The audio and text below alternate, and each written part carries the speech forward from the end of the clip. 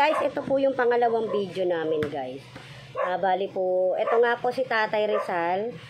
Humihingi po ako ng karagdagan para po may pasok sila sa negosyo package. Bali po, ang karanasan po ni Tatay nung kabataan niya ano po siya, dati po siyang karnaper, dati po siyang nagsasapo. Edit ko na lang.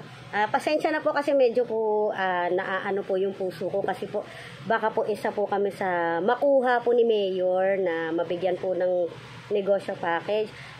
Dati din po siyang nalulong sa pinagbabawal na shabu po. Kaya po umurong po yung dila niya.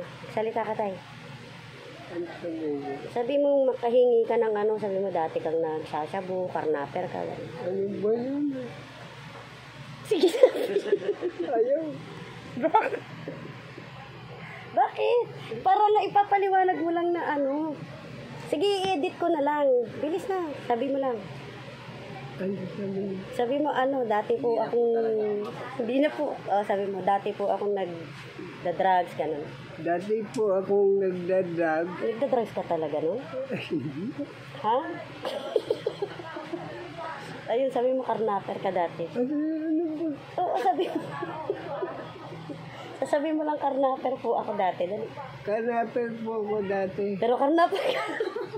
Karnaper ka ba? Ha? Hindi ba? Ano ba yan? Hindi. I-edit ko na lang. Sige na, ayusin mo. Ako po si Rizal, ganon. Dali. Ako po si Rizal.